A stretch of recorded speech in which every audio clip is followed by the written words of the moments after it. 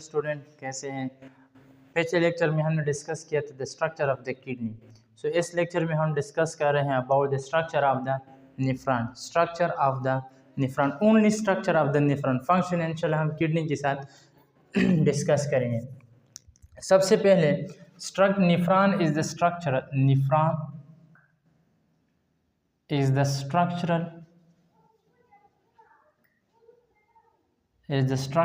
and functional unit of kidney. Structural and functional unit of kidney. Nephron is the structural and functional unit of kidney. And the second one, in each kidney approximately 1 million of nephron is present. In each kidney approximately 1 million of nephron is present in each kidney. Nephron is basically a cell. Nephron is a cell. Nephron is a cell, but nephron act is a tissue. But nephron act is a tissue. Nephron खुद एक cell है लेकिन वो tissue act करता है tissue की तरह। अब ये था हमारे साथ नेफ्रॉन के बारे में कुछ डिस्कशन। अब हम डिस्कस कर रहे हैं about the structure of the nephron. So अगर स्ट्रक्चर ऑफ नेफ्रॉन को अगर हम देख लें तो the complete nephron is divided into two main parts. The first part of the nephron is the renal corpuscle. The first part of the nephron is renal corpuscle and the second part of nephron is the renal tubule. Renal tubule is the second main part of the nephron. Where again renal corpuscle is divided into two main parts. The first part is the glomerulus, and the second part of the renal corpuscle is the Bowman capsule. Bowman capsule. The second part is Bowman's capsule, and thus collectively called is the Malpighian body. This is known as the Malpighian body. अब the question is that ये इसको हम Malpighian body हम क्यों कहते हैं? Malpighian body हम इसको इसलिए कहते हैं क्योंकि इसको डिस्कवर किया था कार्सिनो मल्फिजी ने इसको डिस्कस किया था। इसकी वजह से हम इसको मल्फिजियन बॉडी हम इसको कहते हैं। अब the second part of the nephron is the renal tubule.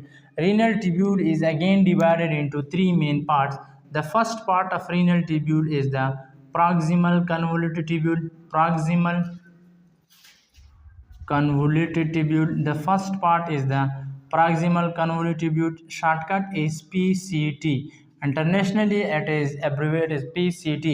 The second part of the renal tubule is the loop of Henle. Loop of Henle is the second part of the renal tubule. The third part of the renal tubule is the distal convoluted tubule. Distal convoluted tubule is the third part of the renal tubule. So a shortcut, this is known as the DCT. Shortcut, it is known as the DCT. अब now we are going to discuss the structure of the kidney. अब हम discuss कर रहे हैं kidney की structure के बारे में।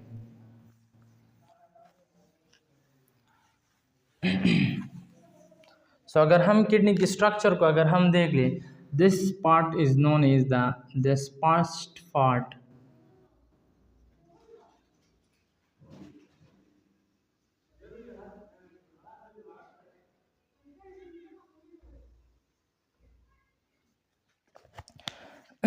यहाँ पर अगर हम देख लें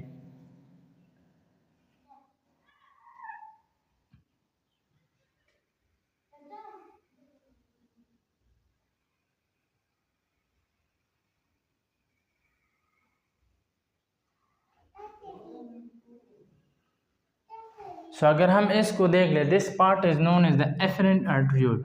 इसको हम नाम देते हैं एफरेंट आर्ट्रियोल। इसको हम नाम देते हैं एफरेंट आर्ट्रियोल। अब ये जो एफरेंट आर्ट्रियोल होते हैं हमने किडनी में डिस्कस किया था, एक होता है रीनल आर्टरी, एक होता है रीनल वेन। जो रीनल आर्टरी से निकल कर फिर ये डिवाइड एंड रीडिवाइड होके एफरेंट आर्ट्रियोल बनाते हैं।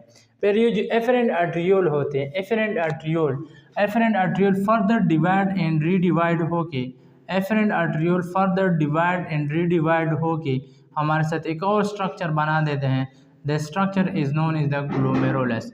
इस स्ट्रक्चर को हम नाम देते हैं glomerulus. The structure is known is the glomerulus. अब अगर ग्लोमेरुलस को हम देख लें तो इस ग्लोमेरुलस जो होता है ये it is glomerulus is form glomerulus is formed glomerulus is formed by the division and redivision. Glomerulus is formed by the division and redivision of the afferent arteriole. Glomerulus जो बनता है ये afferent arteriole के division and redivision से जो बनता है ये हमारे साथ क्या होते हैं ग्लोमेरुलस। अब ग्लोमेरुलस के बाद यहाँ पर द सी शेप स्ट्रक्चर, ये जो सी शेप स्ट्रक्चर होता है इस कप शेप स्ट्रक्चर इसको हम नाम देते हैं this is known is the Bowman capsule. इसको हम नाम देते हैं ये हमारे साथ क्या होता है this part is known the structure is known is the Bowman's capsule. इसको हम नाम देते हैं बोमेन कैप्सूल। अब ये तो एफरेंट आर्ट्रियोल, ये जो पार्ट होता है this is known is the efferent arteriole. इसको हम नाम देते हैं इफेरेंट आर्ट्रियोल। इसको हम नाम देते हैं efferent arteriole, efferent and efferent arteriole. अब लुमेन, अगर हम इस इफेरेंट आर्ट्रियोल का लुमेन देखें so the lumen of efferent arteriole is large. Efferent arteriole का जो लुमेन होते हैं वो लार्ज होते हैं, जबकि इफेरेंट आर्ट्रियोल का जो लुमेन होते हैं lumen of efferent arteriole is small. Efferent arteriole का जो लुमेन होते हैं वो स्मॉल होता है।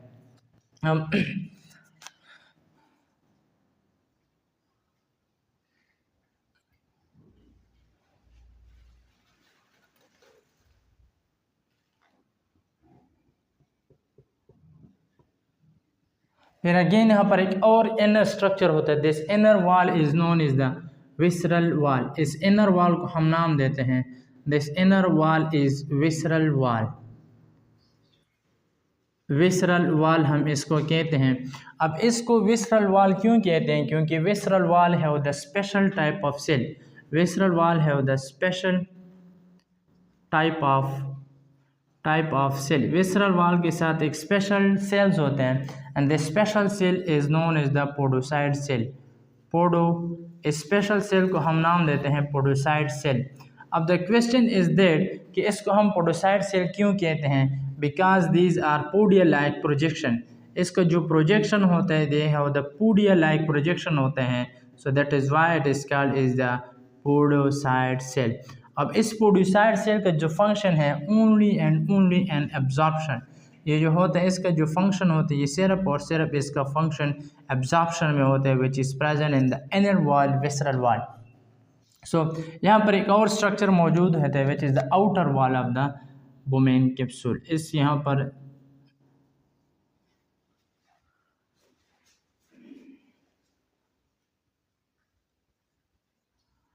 This structure is known as the parietal wall. इस आउटर वॉल को हम नाम देते हैं कि आउटर वॉल हमारे साथ क्या है this is known the parietal wall. इसको हम पैराइटल वॉल कहते हैं। पैराइटल वॉल है वो squamous epithelial cell. Parietal wall है स्क्वैमस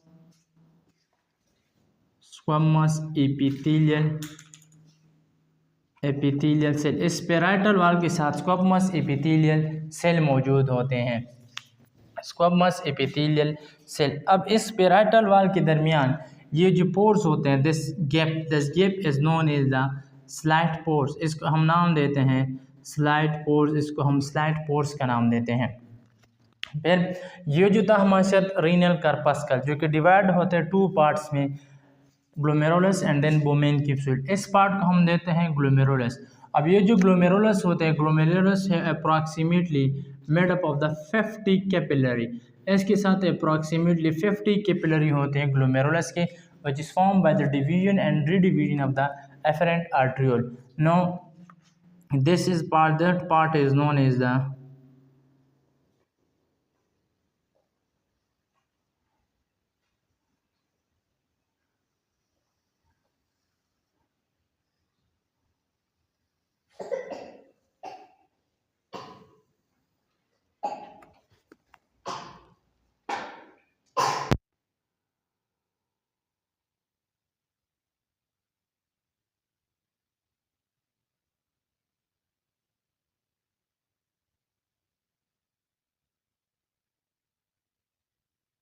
स्ट्रक्चर को हम नाम देते, this structure is known as the descending loop of Henle,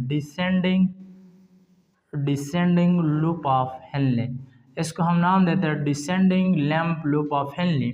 और इस स्ट्रक्चर को हम नाम देते हैं जो कि स्ट्रेट होते हैं, this is known as the transverse loop of Henle, transverse loop of Henle, transverse loop of Henle. इस स्ट्रक्चर को हम नाम देते हैं ascending loop of Henle, ascending loop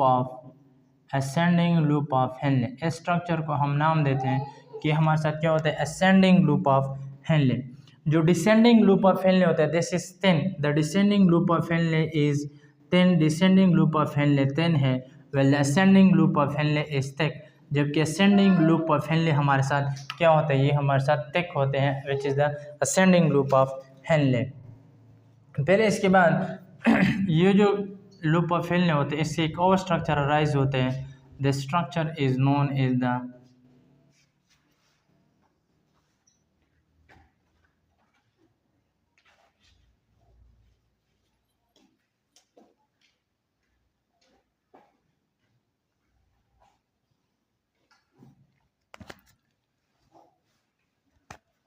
the another structure arises, this structure is known as the distal convoluted tubule, इसको हम नाम देते हैं DCT, distal convoluted tubule, इसको हम distal convoluted tubule, distal convoluted tubule mean DCT, इसको हम DCT कहते हैं। अब distal convoluted tubule के साथ जो another structure आपको नज़र आ रहे हैं, this structure is known as the collecting duct, इस structure को हम नाम देते हैं कि हमारे साथ क्या होता है collecting duct, this structure is known as the collecting duct, इसको हम कलेक्टिंग डक्ट का नाम दे देते हैं, इसको हम नाम देते हैं, सॉरी फॉर द डिस्टर्बेंस, इसको हम नाम देते हैं कलेक्टिंग डक्ट, हम इसको नाम देते हैं। अब यहाँ पर मैं कोई आप लोग प्लीज़ इसका पिक्चर ले लें, क्योंकि मैं यहाँ पर एक एफरेंट आर्ट्रियोल का डिवीजन एंड डिवीजन लिख लेता हूँ। So I raise the Bowman proximal convoluted tubule, macrovilli, cresta, and then there are more mitochondria. So parietal cell has squamous epithelial cell. This part is known as the distal convoluted tubule. अब efferent arteriole, ये जो efferent arteriole होते हैं, efferent arteriole divide and redivide होके ये हमारा divide efferent arteriole, ये जो efferent arterioles होते हैं, this efferent arteriole, efferent arteriole, efferent नहीं इफेरेंट, एफेरेंट आर्ट्रियोल ग्लोमेरुलस बनाते हैं। और ये जो efferent arteriole divide and redivide होकर एक स्ट्रक्चर बनाता है, this structure is known as the peritubular network, peritubular network. A peritubular network is